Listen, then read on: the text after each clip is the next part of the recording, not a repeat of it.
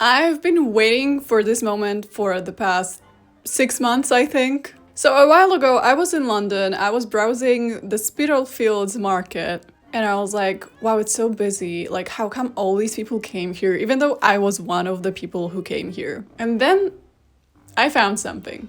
I've always loved fabric samples. First of all, you can literally feel what the fabrics used to feel like. And it's so different to seeing them in paintings or drawings. A lot of them were completely different to modern fabrics because they were woven with different techniques, with different equipment. There was a lot of manual labor involved. Fabrics are not what they used to be. And second of all, because the samples would usually not get much sun exposure, like it's usually either a catalog or a clipping of the fabric stuck between layers of paper, you can also see them in their colorful glory. And they're much more saturated than, extant historical gowns that were worn and were moved around and got some sun damage. It's incredible how vibrant the fabric samples still are. So what I saw was a small piece of a magazine from 1812, Repository of Arts, Literature, Commerce, Manufactures, Fashions and Politics to be exact, which is also known as Ackermann's Repository, and it featured fabric samples. And it wasn't just the fact that it was fabric samples that drew my attention, because I have seen those before, but there was a particular one that I saw and I was like, oh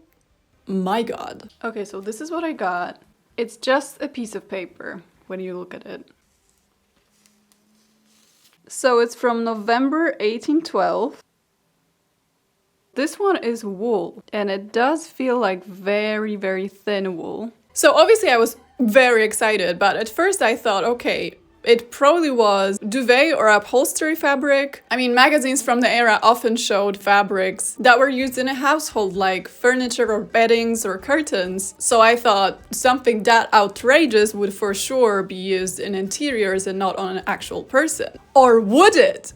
I turned the page, I found a description of the fabrics, which said, number 1 and number 2 is an entirely new article for white beds and other furniture. So that kind of confirmed my thought of, oh, it's, interior fabric samples. This handsome manufacture will be found desirable to persons who have large establishments to furnish for. And I thought, okay, fabric 1 and 2, so probably the orange one is for furniture. But then I noticed that there are 2 more descriptions. And when I checked the numbers, it didn't add up. So as you can see, this one is actually number 3.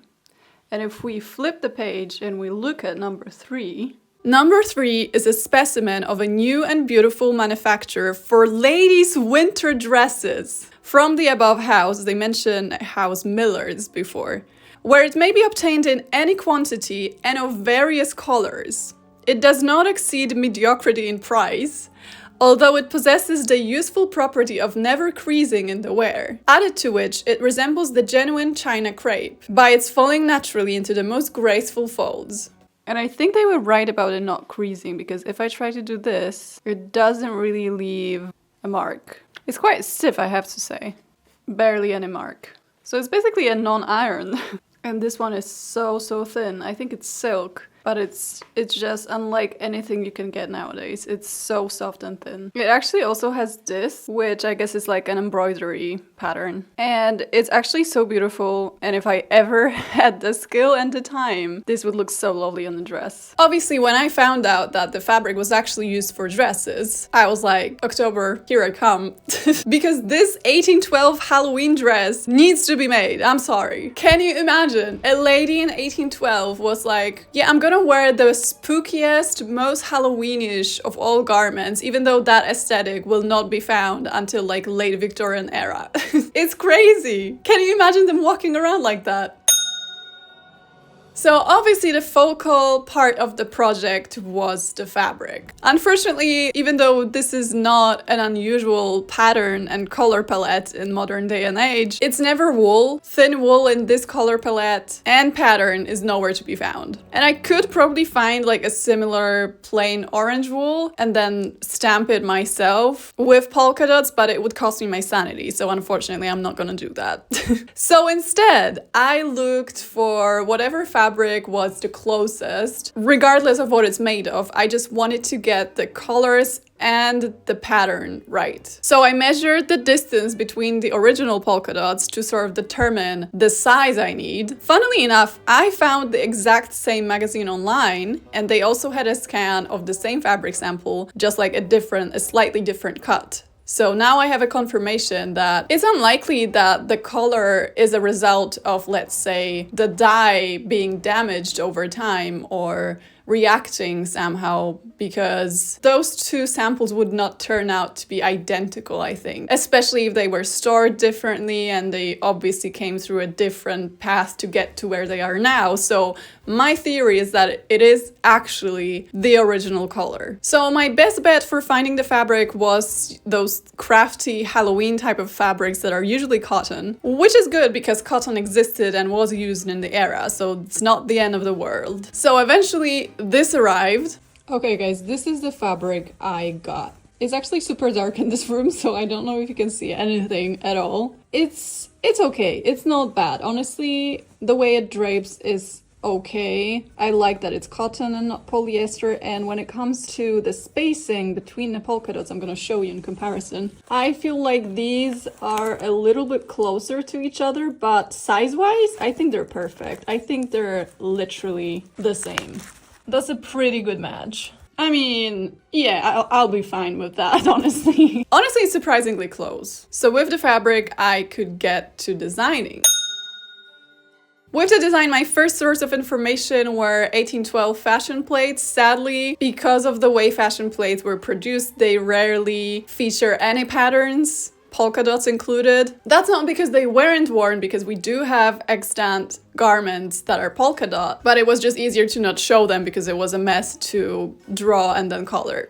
But I did find some extant dresses from the years surrounding 1812, however, all of them seem to be white. At this point, I decided to focus on the design rather than the pattern, because obviously I wasn't going to find enough polka dot dresses from the era to base my outfit on. So first off, the waistline in 1812 is literally on armpit level. Like, it's really, really high in most of the fashion plates, and it's something that I usually struggle with because I just cannot for the life of me raise those twins high enough to get the proper period silhouette. So that's something that I knew was gonna be an issue. Second of all, this was supposed to be an autumnal dress, so I wanted a design that would have long sleeves. And I've noticed quite a bit of long sleeves from the time where Mameluke sleeves. Mameluke, I don't know the name of the sleeve.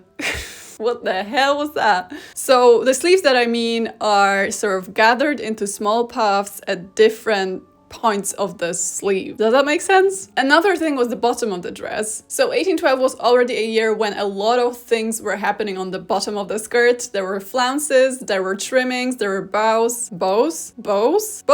Honestly, because I did not actually order that much fabric, I think I only ordered 4 or 5 meters, I decided to wait until I'm done with the dress to decide on the trimming, depending on how much fabric I have left. The skirt volume at the time would be moderate, I would say. So not quite the slim and floppy skirts of the early 1800s, but definitely not reaching the fullness and volume of, let's say, post 1815 yet. This is so niche. Why do I know that?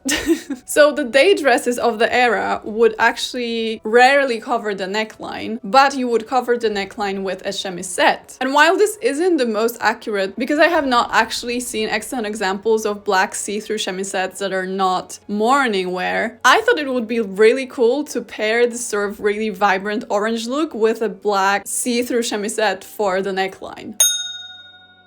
So for the pattern, I decided to just go the easy way and use this dress that I made a couple of years ago. Just maybe add some volume in the skirt and just like copy it basically. If it ain't broken, don't fix it, right? And I honestly just love how the original dress came out, so I just used it for this one. Sue me. Okay, got most of the bodice cut out. This is going under. It's going to be like a tie in the middle, and then this is it's gonna be the gathered bust part. Does that make sense? It's like the front but on an apron part.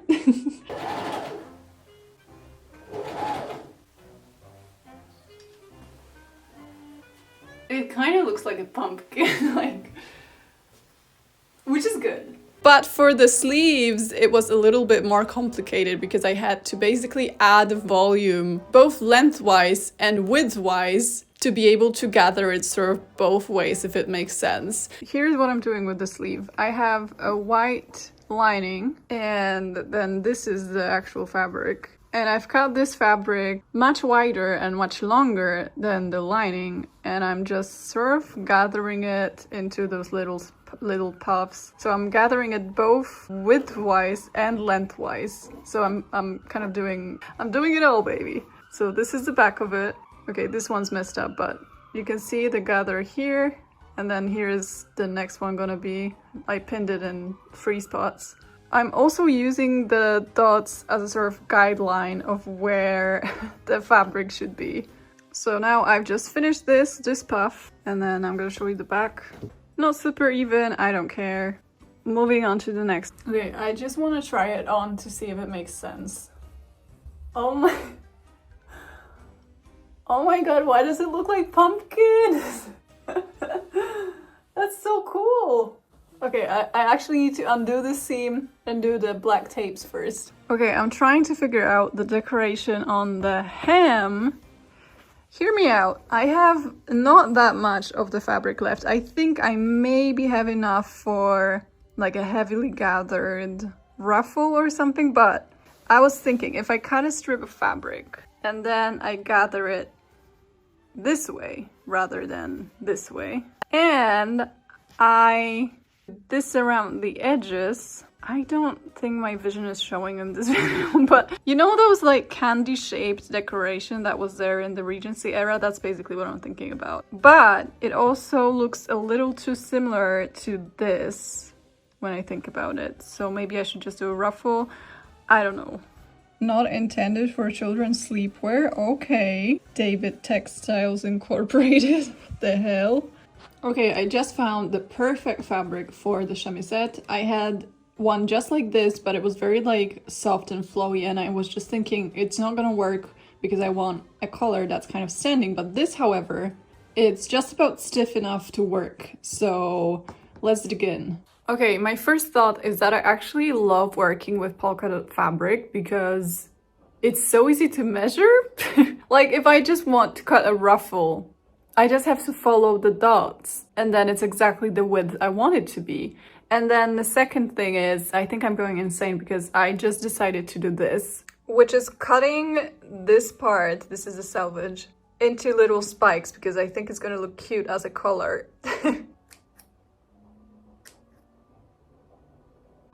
Okay, this looks pretty cool and would probably look cooler if I didn't have a modern turtleneck underneath, so I think it's gonna work with the dress.